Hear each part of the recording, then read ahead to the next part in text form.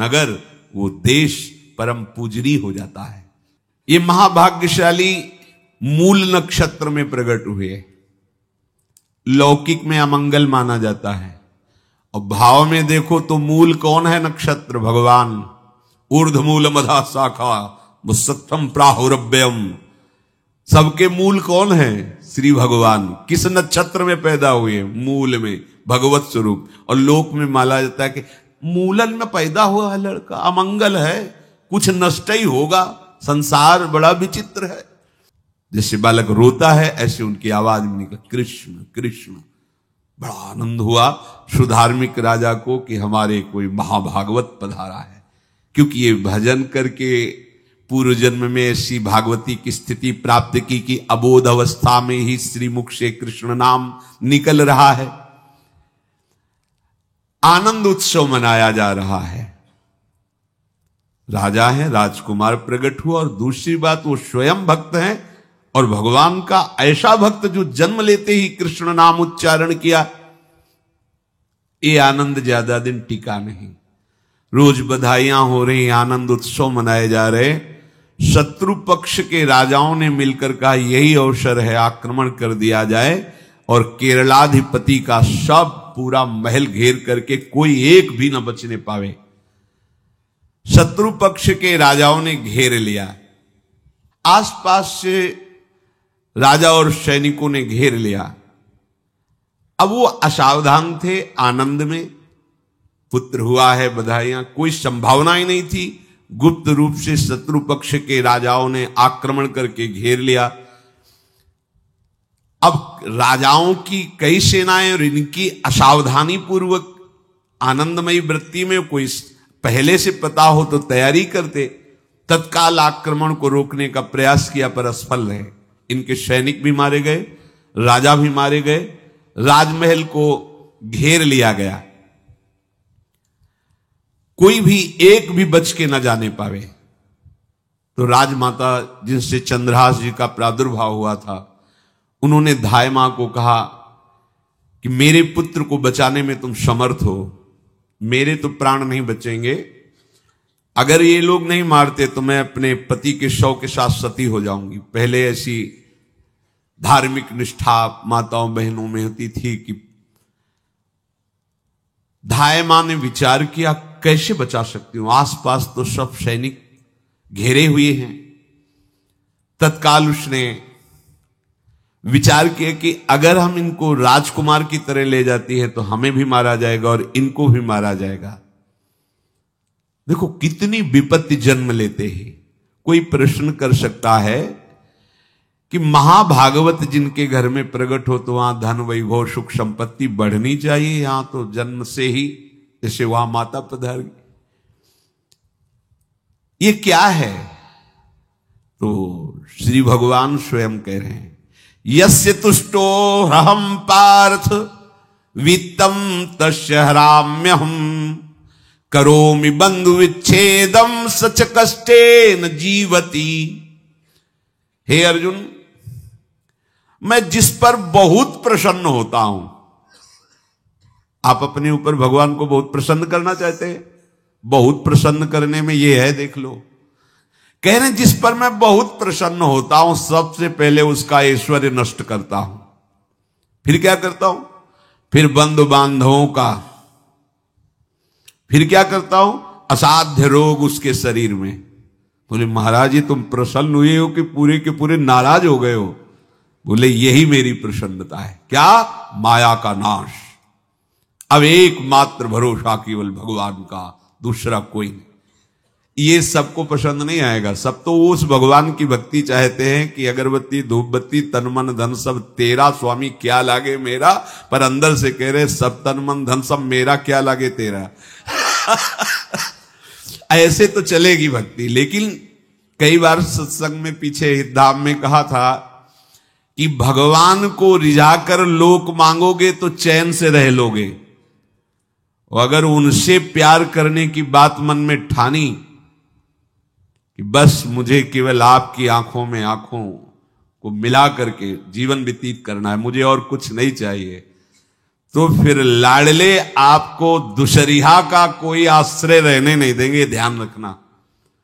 जितने दुशरिहा होंगे तो ये बर्दाश्त हो तो कदम आगे बढ़ावे।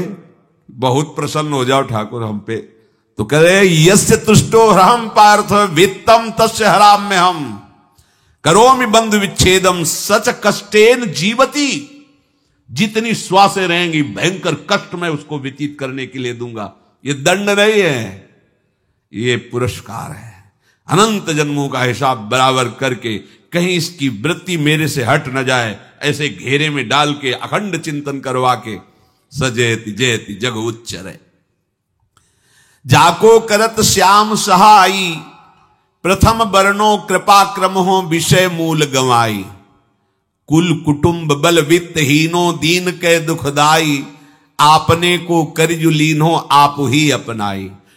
कह रहे हैं अब मैं वर्णन करता हूं श्याम सुंदर जिस पर कृपा करते हैं उस पर कैसा बर्ताव करते हैं। बोले सबसे पहले उसके विषय भोगों का नाश कर देते हैं, फिर दूसरी कृपा कोई परिवार का कोई मित्र कोई रिश्ते नातेदार उसकी तरफ देखेगा भी नहीं, फिर ऐसा दुख प्रदान करते हैं कि केवल एक भरोसा रह जाता है, एक भरोसा एक बल एक आस विश्वास, बस नाथ आपके सिवा अब हमारा कोई नहीं। बस वहीं से जो चमत्कार प्रकट होता है, त्रिभुवन में कोई उसकी समानता नहीं कर सकता जिस पर ठाकुर की कृपा है। पर इस कृपा को हजम करने के लिए इसीलिए संत संग किया जाता है कि पहले से वो तैयार कर देते हैं। जैसे आर्मी की ट्रेनिंग होती है ना, ट्रेनिंग के बाद भी बॉर्डर में लगाया जाता है, ऐसे ही संतजन ये ट्रेनिंग देते हैं। अब जो टिके तो टिके, नहीं तो घर बैठे जाके, और अगर टिक गया तो गुरु मेहरबान तो चेला पहलवान, भगवान भी परास्त नहीं कर सकते। उसमें ऐसी सामर्थ्य आ जाती है कि हर प्रभु के द्वारा दिए गए विधान को हंस करके स्वीकार कर लेता है, और ऐसा नहीं कि उसको कष्ट होता है। ये लोक भाषा में भगवान कह रहे हैं सच कष्टेन जीविता, नहीं तो जिस चिदानंद में वो सुख भोगता है वो ब्रह्मा को भी नहीं प्राप्त है जो भक्त को प्राप्त होता है। भक्त का वैभव दिव्य होता है, चिदानंदमय होता है। ये तो पापियों के पास भी वैभव है, रुपया पैसा कुटुंब परिवार। भगवान के दास के पास जो वैभव होता है वो अचिंत्य है, तुम चिंतन भी नहीं कर सकते, ऐसा वैभव होता है। धाय माने सेविका का रूप तत्काल लिया, जिससे पोछा झाड़ू लगाने वाले, और कुछ दोने पत्तल डाले, उनके नीचे चंद्रहास जी को डाला, ऊपर से करके इसे माथे पे रख के निकले। सैनिकों ने पूछा इसमें क्या है, तुम उनका राजघराने के दोने पत्ते जूठे दिखा। ऐसे नीचे किया तो देखा सब ऊपर जूठन पड़ा। हाँ चल निकल जल्दी, भाग यहां से निकल। बस वो भागी, बचा ले गई। वो कुंतलपुर पहुंची और वहां के जो मंत्री दृष्ट बुद्धि थे उनसे प्रार्थना की कि मैं सेवा कला में बड़ी प्रवीण हूं और ये मेरा पुत्र है, अगर आपकी कृपा हो जाए तो कुछ समय के लिए हम आपकी सेवा में, महल सेवा में रहेंगी और हमारे पुत्र का पालन पोषण हो जाएगा। उनकी परीक्षा ली गई तो राजघराने की सेविका थी, परम प्रवीण थी, पर उन्होंने ये परिचय नहीं बताया। विधि विधान से राज्य की सेवा में प्रवीण दासी पाकर उसको अच्छा लगा, ठीक है आप रह सकती है। अभी चंद्रहास जी 3 वर्ष के ही थे कि धायमा पधार गई और ये हर समय कृष्ण कृष्ण कृष्ण कृष्ण कृष्ण नाम इनके चलता रहता था। अब जो उनका दुलार करने वाली थी धायमा, वो भी पधार गई तो कौन उनकी तरफ देखे। पर बहुत ही गौर वर्ण, बड़े ही सुंदर। अब वो गलियों में भटकने, निकाल दिया महल से जब धाय मां मर गई, क्योंकि धाय मां की सेवा कारण उनको रखा गया था। 3 वर्ष के बालक गलियों में, तो कोई भी मां देखती उनको तो कोई उनको वस्त्र पहना देती, कोई भोजन करा देती। ऐसे ही भगवान के भक्तों की बड़ी विचित्र लीला होती है। यहां चंद्रहास जी को जो भी माता बहन देखती कुंतलपुर के गलियों में, तो कोई वस्त्र, कोई स्नान करवा देती, कोई काजल लगाती, कोई भोजन पवा देती। परमहंसों जैसा जीवन कट रहा है। कृष्ण कृष्ण कृष्ण कृष्ण। 14 भुवनों में जिनकी अव्याहत गति है जो सबको देखते रहते हैं, श्री देवर्षि नारद जी।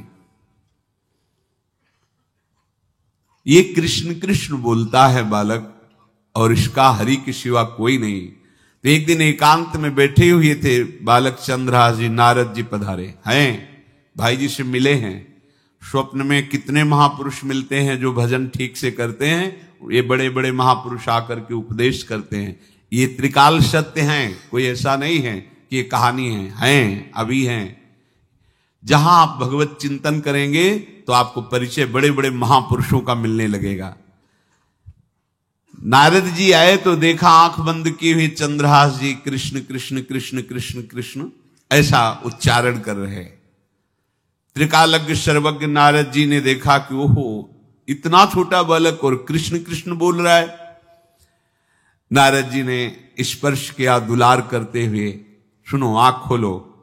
आंख खोल के देखा श्री देवर्षि नारद जी। नारद जी ने कहा देखो हम तुमको एक अमोघ वस्तु देते हैं, और एक छोटी सी शालिग्राम की इतनी बड़ी शिवग्रह शालिग्राम का जो वो दिया। बोले धो के पी लेना और दिखा के पा लेना, यही तुम्हारी सेवा पद्धति है। अर्थात स्नान करा दिया और जो तुम्हें मिले इनको अर्पित। तो उन्होंने विचार किया कि धोने के लिए, स्नान कराने के लिए पात्र चाहिए, भोग लगाने के लिए पात्र चाहिए।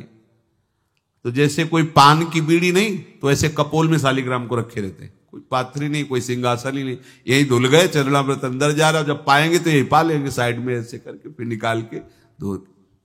यहां कपोल में रखते छोटे से शालिग्राम चंद्रहास जी, और उपदेश किया भगवान के मंत्र का।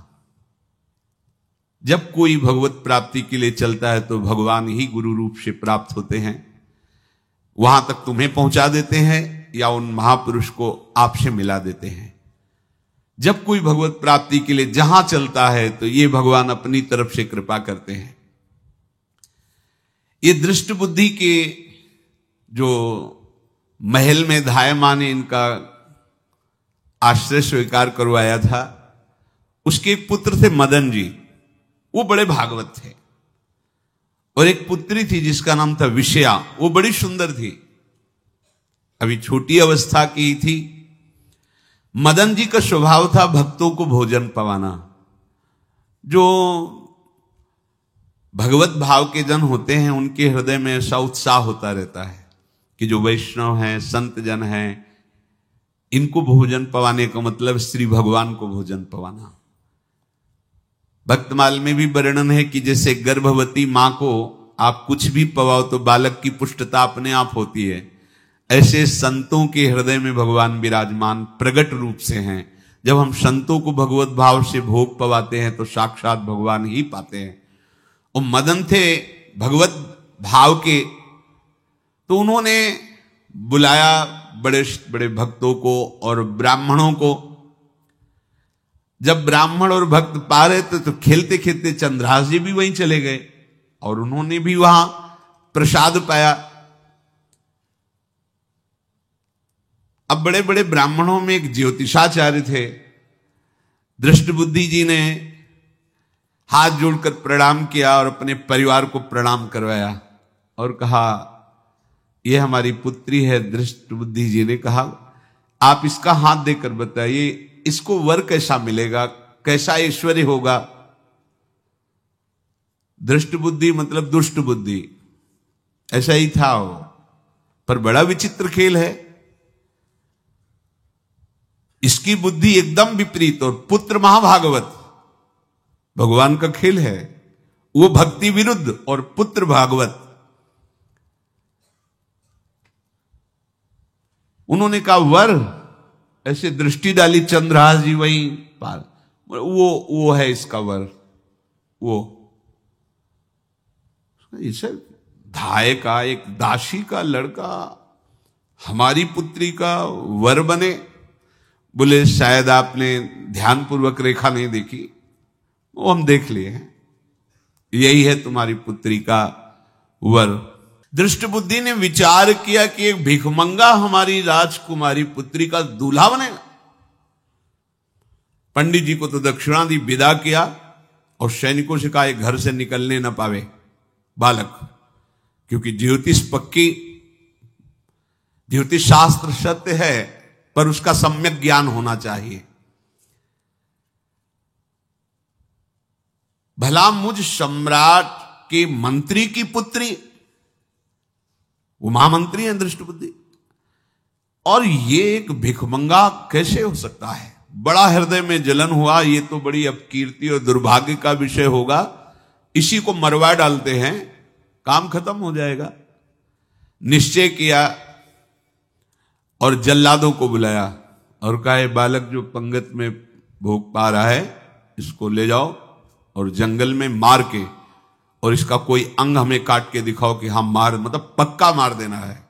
क्योंकि वो इतने सुंदर थे, इतने सुशील थे, इतने प्यारे लगते थे कि कोई भी मारने के लिए तैयार, इसीलिए उसने शर्त रखी इनका अंग काट करके हमको प्रमाण में दिखाया जाए कि मार दिए गए हैं। चांडालों ने हाथ पकड़ा, चंद्रहास जी को ले गए। चंद्रहास जी का स्पर्श करते हुए उनको ऐसा दुलार होने लगा हृदय में, जैसे मां को अपने बच्चे से दुलार होता है। स्पर्श करते, दरस परस अघनाश, भक्त का स्पर्श ही पापों का नाश कर देता है। वो दो जल्लाद आपस में कहने लगे भाई जीवन हो गया लोगों को मारते हुए, कभी कोई पुण्य का काम नहीं किया। ये देखो भक्त संग का प्रभाव। इस सुकुमार विशाल नेत्र, कैसा सुंदर बालक जो हमारे चित्त को चुरा रहा है, इस दुष्ट बुद्धि मंत्री ने आदेश किया मारने का। भला इससे क्या बिगाड़ा इनका, क्यों मारना चाहता है? देखो वैसे तो मां पापी है ही है, क्योंकि जल्लाद घर में जन्मे हैं, पूर्व जन्म के पापों के अनुसार इस जन्म में न जाने कितनों को हमने काटा है। पर पता नहीं क्या हो रहा है, मेरे हृदय में ऐसी हिम्मत नहीं आ रही कि इस बालक को मैं मार सकूं। दूसरे ने कहा फिर अगर उसको तुम नहीं मारोगे तो तुम मारे जाओगे, कुछ तो करना पड़ेगा। नहीं नहीं, इस छोटे से बालक से क्या किसी को नुकसान। एकांत जंगल में ले गए और कहा तुम जानते हो हम तुम्हें किस लिए बुलाए हैं? चंद्रहास जी बालक थे, 5 वर्ष की आयु अब हो गई थी, तो उनका मुझे पता नहीं कि आप क्यों लाए हैं। बोले हम जल्लाद हैं, तुम्हें मारने का हुक्म दृष्टबुद्धि ने दिया है, मारना तो पड़ेगा ही तुम्हें।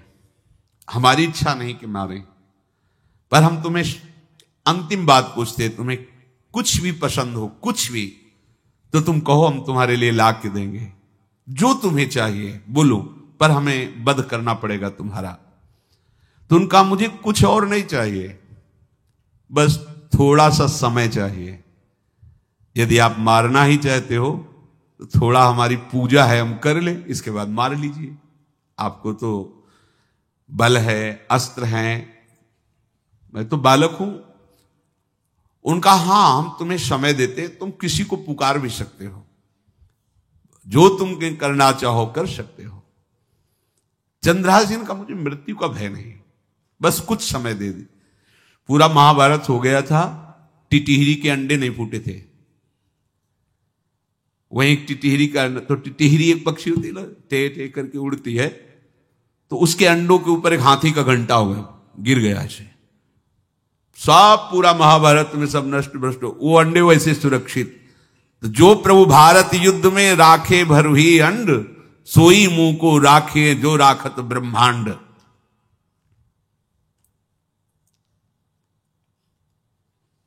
मैं तो अनाथ हूं, श्री कृष्ण के सिवा कोई मेरा है नहीं, मैं किसको पुकारूं?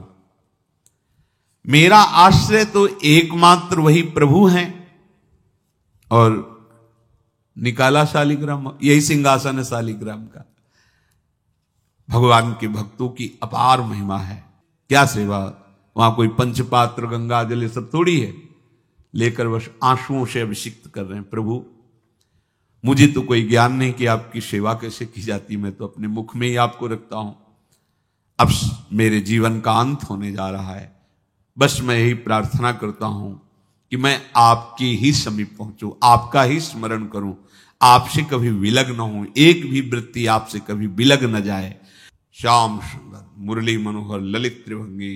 ध्यान करते हुए आंख खोली और इशारा किया, काट दो मुझे। जल्लादों ने जब देखा आंसू चल रहे हैं ऐसा, वो बैठ गए अस्त्र रख के, कहने लगे भाई तुम मुझे मार दो, भले भले वो दृष्ट बुद्धि मुझे, मैं इस बालक को नहीं मार पाऊंगा, मेरी हिम्मत नहीं। अब कुछ भी हो, मेरा वध हो जाए, पर मैं इस बालक को। गिरे मुरझाई दया आई कछु भाए भरे, ढरे प्रभु और मति आनंद शोभिनी है।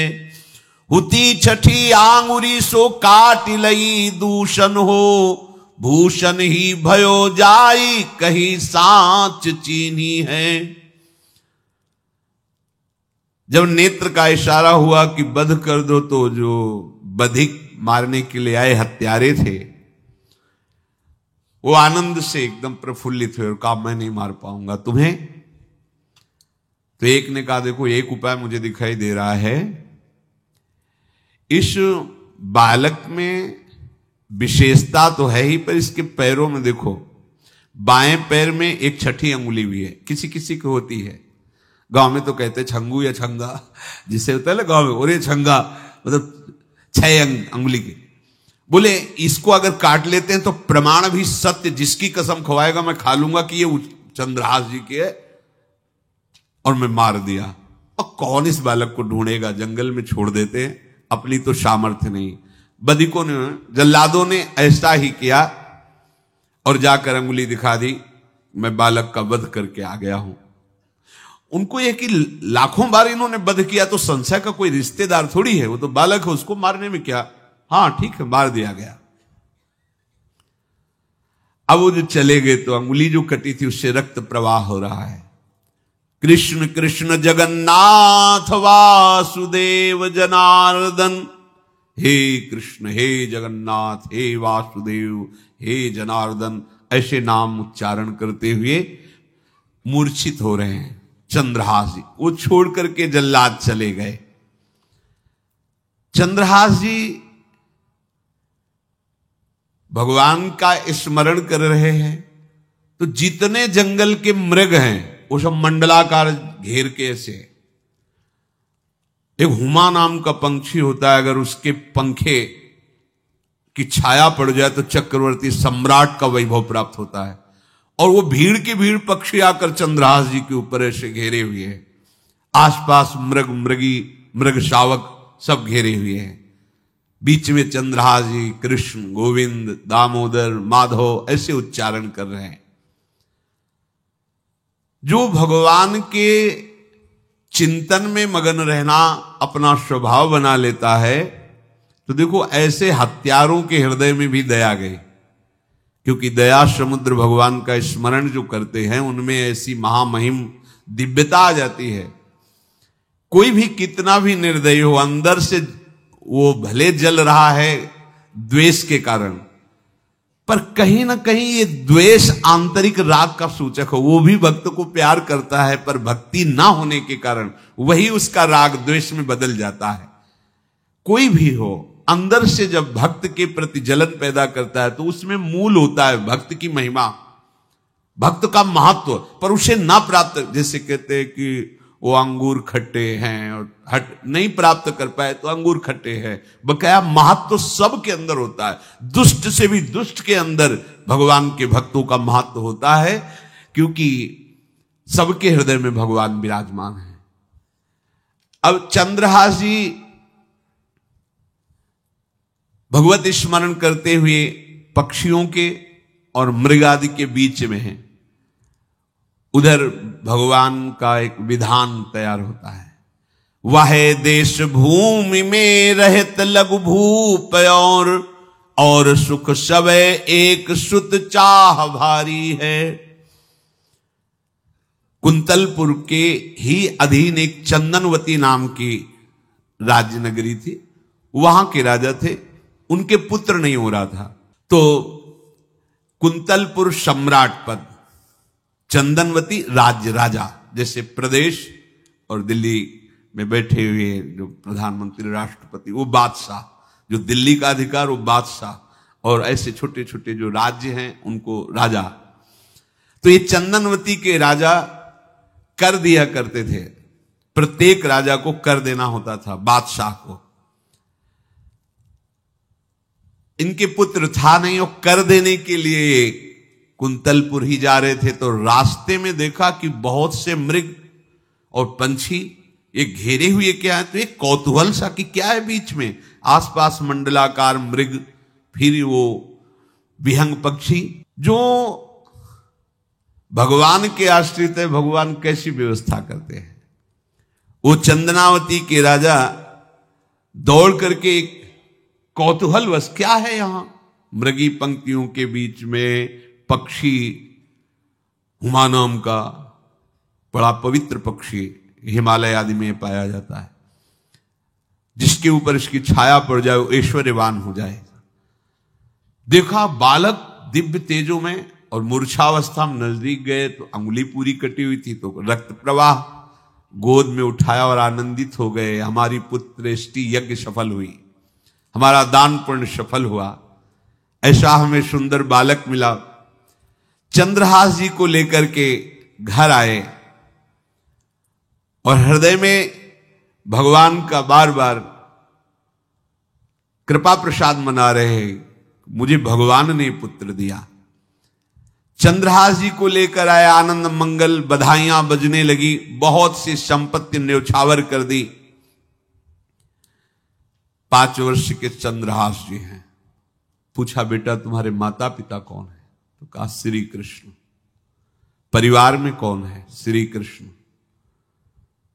मतलब तुम्हारा कोई नहीं है, नहीं है श्री कृष्ण। समझ गए कि भगवान ही हमें कृपा करके ऐसे महाभागवत पुत्र को दिया। और है कौन, वास्तविक कोई नहीं श्री कृष्ण के सिवा। बड़ा उत्सव मनाया और अपने राज सिंहासन का अग्रिम अधिकारी युवराज पद चंद्रहास जी को। अब तो पूरे राज्य में आनंद की वर्षा हो रही। राजा मन में विचार कर रहे हैं कि ऐसा प्रतापी भक्त हमारे यहां आया है, अब हमको किसी को कर देने की जरूरत नहीं।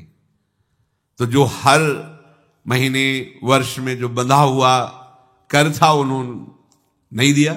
1 बार 2 बार 3 बार जब कर नहीं पहुंचा तो सम्राट ने आदेश किया मंत्री को कि चंदनावती से कराना बंद हो गया है। क्या बात है? यदि वो अहंकार से युक्त हो तो आक्रमण करके नष्ट करो, यदि समस्या है तो उसका सहयोग करो। बादशाह के आदेश से वहां दृष्ट बुद्धि पहुंचे तो युवराज पद पर चंद्रहास जी विराज, जिनको मारने के लिए जल्लादों के हाथ में दे दिया था। पूरे पूर्वासी ऐसा प्रभाव चंद्रहास जी का है कि सब कृष्ण भजन करते हैं, सब आनंद में मगन रहते हैं। चंद्रहास जी थोड़ा सयाने हो गए थे तो पूर्ववासियों को उपदेश देते, 1 बार हमारे राज्य में भोजन पाया जाएगा 24 घंटे में, और सबके घरों से आरती की शंखनाद घंटानाद सुनाई देना चाहिए। सबके यहां शाम के रोज नाम कीर्तन और भगवत कथा होनी चाहिए, क्योंकि आयुष्यम चपलम तादृक जल बुद्बुद सन्निभम चिंतयध्वम जनामूढ़ा माधवम वर्षम सुस्थिरम। भाइयों, ये आयु बड़ी चंचल है, कब शरीर छूट जाए पता नहीं, पानी का बुलबुला कब फूट जाए कोई पता नहीं। इसलिए माधव श्री कृष्ण का नाम कीर्तन, उनकी आरती पूजा, उनका ध्यान और 1 टाइम भोजन पूरे नगर में। अब सोचो कितना भक्ति का प्रभाव होता है। पूरा नगर में, हर घर में आरती पूजा कीर्तन। चक्रवर्ती सम्राट के लक्षण स्वाभाविक चंद्रहास जी में प्रकट होते थे। अब दृष्ट बुद्धि जब वहां गया, देखा युवराज पद पर, पहचाना कि वही बालक है, ये तो चंद्रहास है, क्योंकि काफी समय तो महल में ही रहे थे दाई मां के साथ और अच्छे से पहचान थी। अब उन्होंने विचार किया कि ये तो बहुत अनिष्ट हो गया, हमने तो मारना निश्चित किया था और जल्लादों ने इसको छोड़ दिया और अब तो ये राजा का राजकुमार बन गया। तो राजा से कहा कि पहली बात, युवराज पद पर बैठालने के पहले तुम्हें सम्राट को सूचना देनी चाहिए थी। दूसरी बात, अभी तक तुमने कर नहीं दिया। जानते हो कि अगर सम्राट का भाव बदल गया तो एक क्षण में तुम्हारे राज्य को नष्ट कर दिया जाएगा। तो राजा ने हाथ जोड़कर चंद्रावती के राजा ने कहा, महाराज आप ही अब हमारी रक्षा कर सकते हो। तो उसकी दृष्टि चंद्रहास पर थी, इसको मरवाना है, क्योंकि पंडित ने बताया था यही पति बनेगा। अरे तो अब तो आनंदित होना चाहिए कि अब तो राजा बनेगा, अब तो बढ़िया है। लेकिन चंद्रहास जी को यदि आप सम्राट के पास भेज देते हैं और सम्राट निश्चित प्रसन्न हो जाएंगे चंद्रहास को देख के, तो वो तुम्हारे इस अपराध को क्षमा कर देंगे। युवराज पद दे दिया और भेंट नहीं दी, कर नहीं दिया महीनों से, तो ऐसा करो चंद्रहास जी को भेज दो। राजा ने स्वीकार कर लिया। और पहले लोग बिल्कुल धर्म से चलते थे, कहीं भी अधर्म का लेश नहीं। एक चिट्ठी लिखी दृष्ट बुद्धि ने और चंद्रहास जी से कहा खोल के पढ़ना नहीं, मेरे पुत्र मदन को देना जाके, और मदन तुम्हें फिर आगे का कार्य सम्राट से मिलाना, माफी करवा देना, ये सब करवा देगा। पर ये चिट्ठी तुम रास्ते में खोल के नहीं देखना। और वैसे भी किसी का पत्र खोल के देखने का धर्म नहीं कहता। अगर कोई पत्र दे तो ये नहीं कि इसमें क्या लिखा है, नहीं, या तो हिम्मत नहीं है, इतनी धैर्य नहीं है तो मत लो। अगर धैर्य है तो हाथ में लेकर जहां तक पहुंचाना है वहां तक पहुंचा दो, नहीं तो वो कार्य ही मत लो। ये अधर्म है कि आप बीच में उसको खोलकर पढ़े। पहले लोग बहुत धर्मात्मा होते थे, एक एक बात धर्मयुक्त होती थी। चंद्रहास जी को चिट्ठी दी, चंद्रहास जी ने पत्र को अपनी पाग में खोस लिया और कुंतलपुर के लिए चले। अब इनका किशोर अवस्था में प्रवेश हो चुका था। एक सुंदर कुंतलपुर के बाहरी रमणीय बगीचा था, वृक्ष बहुत सुंदर सुंदर, पुष्पवाटिका भी, बड़ा मनोरम लगा। घोड़ा बांध दिया वृक्ष में और पहले सरोवर का बड़ा निर्मल जल होता, जल पिया, हाथ मुंह धोया, थोड़ी देर भगवान का ध्यान करते रहे वृक्ष के नीचे और फिर लेट गए तो नींद आ गई। भगवान बड़े कृपालु हैं। जो भगवद आश्रित होता है त्रिभुवन में कोई उसका अमंगल नहीं कर सकता। अपनी सहेलियों के साथ दृष्ट बुद्धि की वही राजकुमारी जिसके साथ इनका ज्योतिषाचार्य ने कहा था यही पति होगा, वो अपनी बहुत सी समान वयस्क अवस्था की जो किशोरियां थी उनके साथ वो, और ये राजवाटिका थी, इसमें घूमने के लिए आई। तो घोड़ा देखा तो उसने कहा यहां किसी का घोड़ा कैसे आ सकता है, हमें लगता है कोई यात्री इसमें प्रवेश कर गया, उसको पता नहीं होगा कि राजवाटिका है। वो अपने सहेलियों के साथ घूमते हुए उसी वृक्ष के नीचे पहुंची। जा चंद्रहास नौ किशोर अवस्था, और जो भगवान का भजन करते हैं उनमें एक विशेष आकर्षण होता है जो साधारण आदमियों में नहीं होता। वो कैसा भी रूप हो उससे मतलब आकर्षण होता है, ऐसा लगता है इनके समीप बैठे रहे, इनको देखते रहे, इनकी बातें सुनते रहे, उनमें भगवत आकर्षण होता है। आंख मुंदी हुई शोर है, देखते ही पूर्व विधान के अनुसार उसका चित्त लुट गया। इतना सुंदर नौ किशोर अवस्था, आसपास देखा तो सखियां खेलने में लगी थी। पाग में एक चिट्ठी सी दिखाई दी तो झुक करके चुपचाप ऐसे नौ किशोर अवस्था में चंचलता भी होती है, चिट्ठी खोल करके देखा तो वैसे ही रूप माधुरी में आसक्त हो गई थी। पूर्व संस्कार से आकर्षण भी हुआ। इसने संस्कृत में लिखा था विस्मस्मयी प्रदातव्यम त्वया मदन शत्रुवे कार्या कार्यम न द्रष्टव्यम कर्तव्यम खलु में प्रियम। मदन पुत्र, उनके नाम था मदन। अय मदन, बिना कुछ विचार किए इसको विष दे देना जाते ही। क्या उचित है क्या अनुचित ये तुम्हें नहीं सोचना, मेरा प्रिय करना, मेरे आदेश का पालन, जाते ही से विष दे देना। पत्र उसने देखा पिताजी की बुद्धि खराब हो गई, ऐसे सुंदर नव किशोर को विष देने की बात लिख दी। और उसे बड़ा दुख हुआ कि पहली ही दृष्टि में, अभी तो इन्होंने आंख खोल के हमें देखा ही नहीं, और इनको इस सोई हुई मुद्रा में देख करके मेरे प्राण समर्पित हो गए, मेरा चित्त समर्पित हो गया। चलो, जब मेरी सखियों के नाम पुकारे जाते, हेमलता, शशिकला आदि, तो मुझे चुभता था कि मेरा नाम पिताजी ने विषया क्यों रखा है। आज सार्थक हो गया, मेरा नाम सार्थक हो गया। काजल लगाई हुई थी, एक सीख से ऐसे काजल लिया, और एक संस्कृत में आ बनता है ऐसा, ऐसे, बस ऐसे कर दो तो विषया हो गया। अब उसका अर्थ बदल गया। हे मदन, उचित अनुचित का विचार छोड़कर जाते ही इसे विषया प्रदान कर दो, ये मेरा प्रिय कार्य होगा। विषय पुत्री भगवान है, जैसी हो बहुतव्यता तैसी बने सहाय, आप ना आवे आप परताई तहां ले जाए। तो ओ पत्र वही खोस दिया, और ये सुख हुआ कि तो जाएंगे भाई के पास ही ना, तो घर में ही तो जाएंगे, वहां इनकी इस प्रसन्न मुद्रा में बातचीत करते हुए मैं इनको देखूंगी। ये भगवान का विधान होता है। चंद्रहास जी उठे और पूछते हुए मंत्री के घर पहुंचे, और मदन ने देवी की चंदनावती से पिताजी ने इनको भेजा है, ये वहां के राजकुमार हैं, हृदय से लगाया। चंद्रहास जी ने कहा आपके पिता ने पत्र दिया है। उन्होंने पत्र पढ़ा, विषमस्मयी तो विषयास्मयी, विषय तुरंत बिना विचार किए ब्याह कर दो, दे दो, क्योंकि लिखा है प्रदातव्यम त्वया मदन, अभी इसी क्षण जहां ये पत्र मिले, उनका जो आ गया, शुभम शीघ्र बुलाओ पंडित को। पंडित ने कहा भगवान की कृपा से अगला मुहूर्त है, बिल्कुल ये ब्याह का पक्का मुहूर्त है। अब तो राजघराने तत्काल व्यवस्था हुई, अब वो तो पहले ही मोहित हो चुकी थी देख के विषया जी।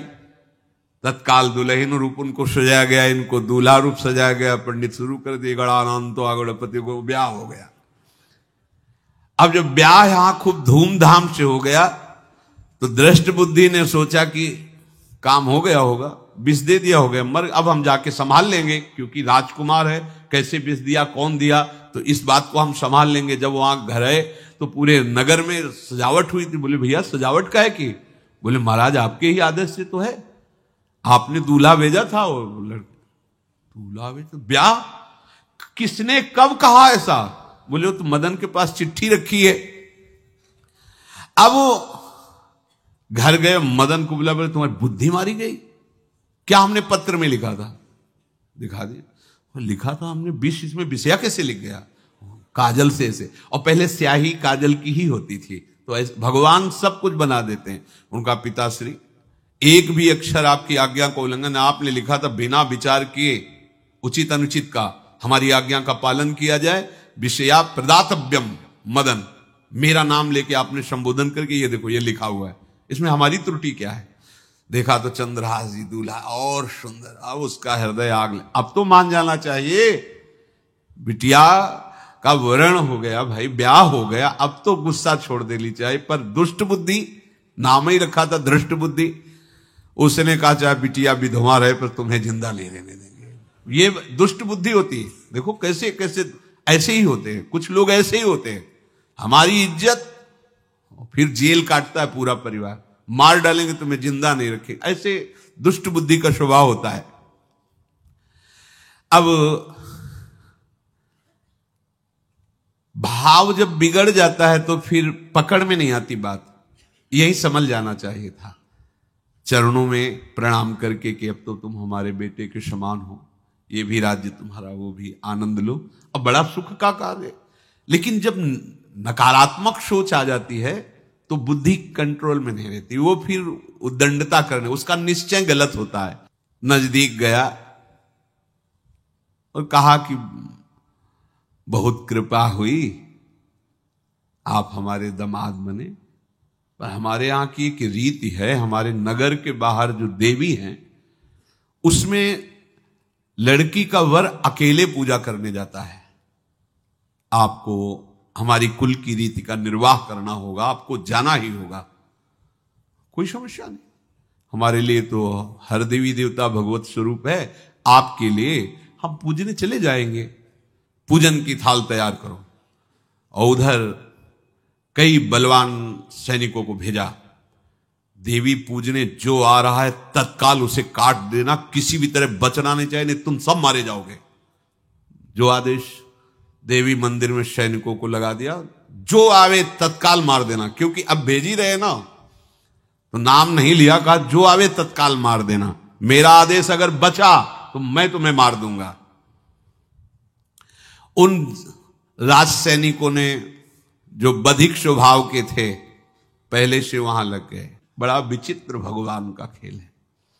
वहां के चक्रवर्ती सम्राट जो थे बड़े बड़े विद्वान और ऋषियों से बातचीत कर रहे थे। उनका महाराज अब आपका राज सिंहासन पर बैठना राज्य के लिए अमंगल होगा, ऐसा समय आ रहा है। इस समय यदि चंद्रहास जी को सम्राट पद पर बैठा दिया जाएगा तो आगे अकाल नहीं पड़ेगा और बड़ा मंगल होता चला जाएगा। ये मुहूर्त आपका राज सिंहासन पर से हटने का है, तो उनका प्रजा का मंगल हो और देश का मंगल हो, इसलिए हम बिल्कुल। मदन वहीं बैठे हुए थे। सचिव ने कहा तुरंत जाओ और जो तुम्हारे बहनोई बने हुए हैं चंद्रहास जी को लाओ। तो भागे। तो जो और सैनिक राज सैनिक थे पूछा किधर जा रहे हो? बोले वो अपने बहनोई चंद्रहास जी। बोले वो तो देवी पूजा के लिए गए। तो घर में जाके वो सीधे आगे बढ़े, तो जा ही रहते थाल सजाकर देवी। बोले सुनो इसी समय मुहूर्त है, आपको देवी पूजा हम कर लेंगे जाके, या हम थाल लेके वहां बैठे रहेंगे, पहले सम्राट पद का वो अभिषेक करो फिर देवी पूजा हो जाएगी। ये तो घर की बात है, और देवी पूजा मैं करके आ रहा हूं, वो देवी पूजा के लिए और वो सम्राट पद के लिए बीच से ही। दौरे सुख पाई जाय मगही में लियो जाए, दियो सो पठाई नृप रंग माही भीजिए। अब जो सम्राट थे तो बहुत आनंदित हो गए, क्योंकि भगवान का भक्त तेजस्वी और बलवान शूरवीर योद्धा जो सम्राट पद पर बैठेगा तो अकाल नहीं पड़ेगा, सुख की सब प्रजा को वृत्ति प्राप्त होगी। बड़े आनंदित होकर इनका सम्राट पद पर अभिषेक हो रहा है। और दृष्ट बुद्धि के पुत्र जो मदन संतों और भक्तों का आदर करते थे, वो देवी पूजा, और वहां पहले उसने बोल रखा था जो आवे तो देवी अपमान ते न डरो सम्मान करो, जात मारी डार्यो या सो भाष्यो भूप लीजिए। चंद्रहास जी का सम्राट पद पर अभिषेक और मदन जी का देवी मंदिर में प्रवेश, और सैनिकों ने काट के फेंक दिया मदन को। ये जो पे कृपा रघुपति कृपाल की, बैर और की कहा सरे होई न बाको।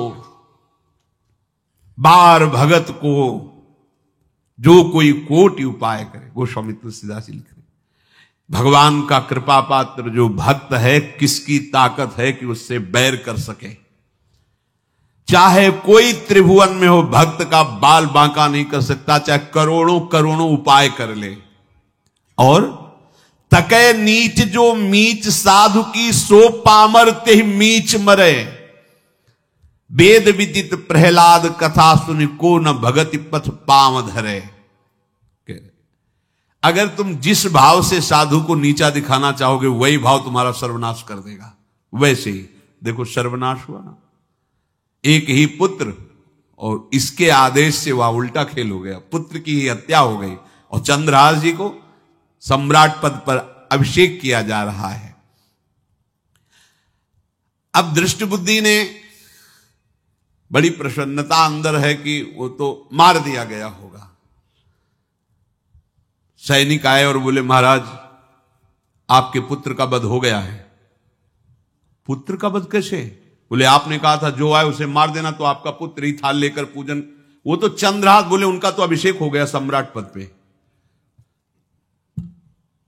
ये कैसे हो गया? अब अंदर भारी दुख उनके हृदय में। उन्होंने बताया कि तुम्हारे पुत्र को तो हम लोगों ने काट डाला आपके आदेश के अनुसार, आपने कहा था जो जाए उसे काट। अब तो छाती पीट पीट के, माथा फोड़ फोड़ के खूब रो रहा है किसी का कोई भी बस नहीं चल सकता भगवान के भक्त के ऊपर। तंत्र मंत्र दुनिया का जितना भी सामर्थ्य है, ये भक्ति को ऐसे खिलवाड़ नहीं है। अब वो बार बार मैं कितना भागी, हाय मैं कितना भागी, अपने पुत्र को ही मरवा दिया, ये हाहाकार करके रो रहा है। चंद्रहास जी ने जब सुना तो उन्होंने कहा, अरे मृत्यु तो मेरी निश्चित थी, फिर मदन भैया को वो मेरी मृत्यु प्राप्त हुई।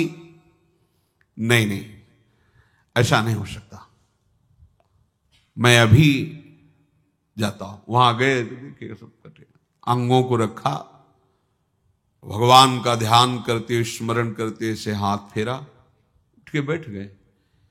अब ये घटना तो उनको पता नहीं थी, दृष्ट बुद्धि को उन्होंने खोपड़ी फोड़ करके अपनी हत्या कर ली। उनको जिला के आए तो फिर उनको जिलाया और कहा, पिताजी अब कृष्ण कृष्ण जपो। अब उनकी बुद्धि शुद्ध हुई और भगवान का आश्रय लेकर के वो अपने जीवन को भगवत भक्ति में बनाए। तो जो भगवान का भक्त है, उससे द्रोह करने वाले को भी परम मंगल ही देते हैं भक्त। पर भक्ति में अनन्यता की आवश्यकता है। प्रारंभ इह लोक परलोक के सारे सुखों को